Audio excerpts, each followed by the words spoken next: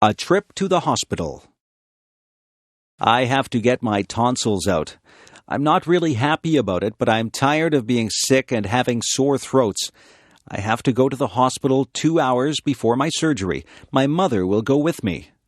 The nurses will take my temperature and check my blood pressure. They will make sure that I am ready for my operation.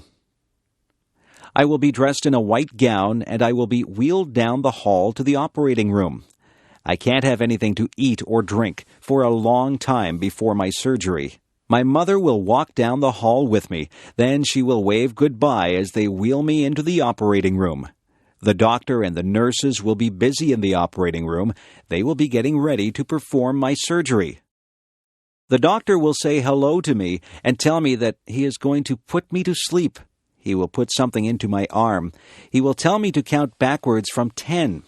I think that I will only say 10, 9, and then I will be fast asleep. I won't be awake for the surgery. When I wake up, I will be surprised that the surgery is over. My throat will hurt and I probably won't feel very good. My mother will be there with me. The nurses will give me a drink and try to make me comfortable.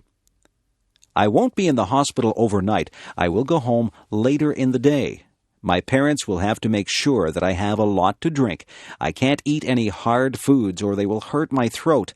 I will sleep a lot because I will not feel very well for a couple of days.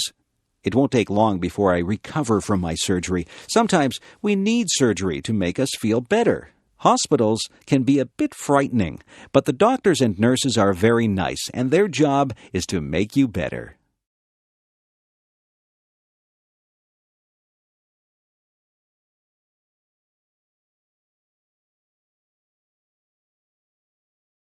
If I was tiny. Imagine what life would be like if you were 2 inches tall. You would have to be careful that nobody stepped on you. You would have to watch out for cats, dogs, and birds. It would be very dangerous, but just think of the things that you could do. You could live in a dollhouse or even a shoebox. You could use a bottle cap for a plate. You would have to wear doll's clothes. A stamp would make a lovely picture to hang on your wall. You could hide in a mouse hole or a drawer. You wouldn't need much food. You could probably live comfortably on the crumbs that people would leave on the table. A thimble would make a good cup. If you went outside, the grass would seem like a jungle. An insect would be huge and frightening. A puddle would seem to be an ocean. You could cross the puddle in a paper cup and use a spoon for an oar. A matchbox would make a good bed with a handkerchief as a bedspread. You'd brush your hair with a toothbrush, but you'd never find anything small enough to brush your teeth with. You could take a ride on the back of a mouse. You wouldn't find any books that were small enough to read, but you might read the back of a pill bottle. You could ride in a toy car and have a soup bowl for a swimming pool. A leaf could be your umbrella, and a mitten would make a great sleeping bag. If you used your imagination, you could think up something to use for almost all your purposes. Being small might be fun, but then again it would be frightening. I'd be afraid of my pet cat. I wouldn't want a book to fall on me. I would be afraid of being swept away by a big gust of wind. I think I'd rather be my size.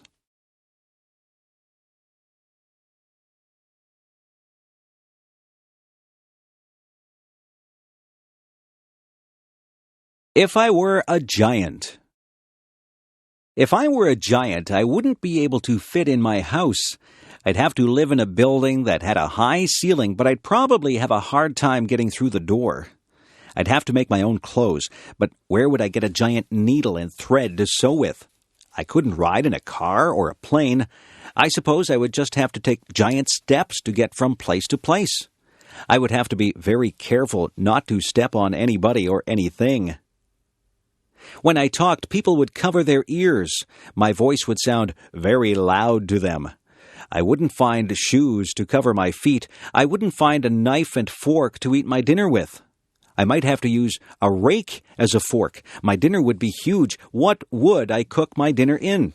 I certainly wouldn't find an oven big enough to put my dinner in. If I sneezed, it would be like a hurricane. If I fell down, it would be like an earthquake.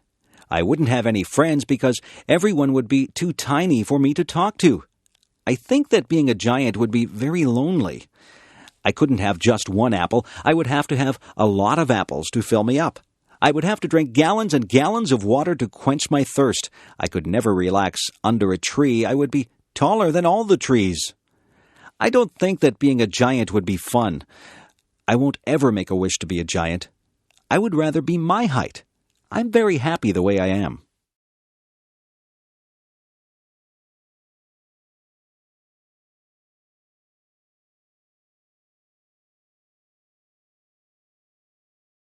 My favorite bedtime story.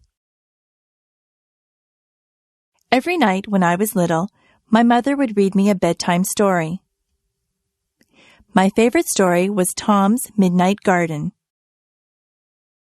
This was a story by Philippa Pierce. It was quite a long book, and it took quite a few nights for my mother to read the entire book to me.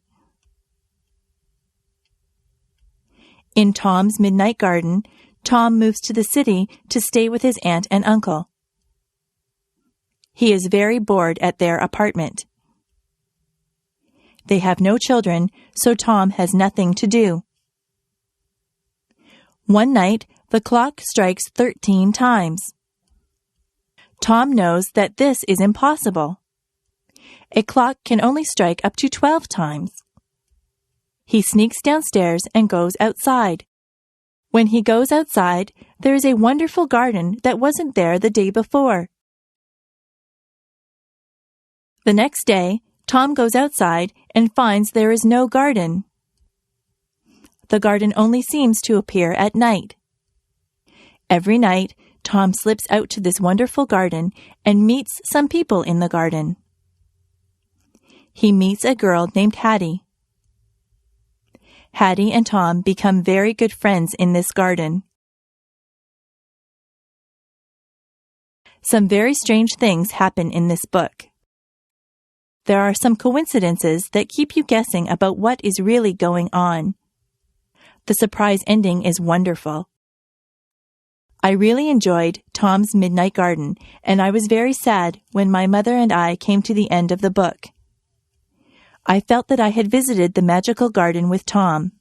It is a book that I will remember all my life.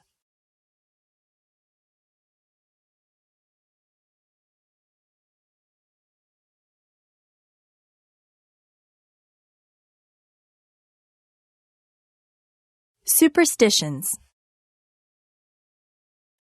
I am not superstitious, are you? Yesterday was Friday the 13th. Some people think that Friday the 13th is an unlucky day. I think that it is just like any other day.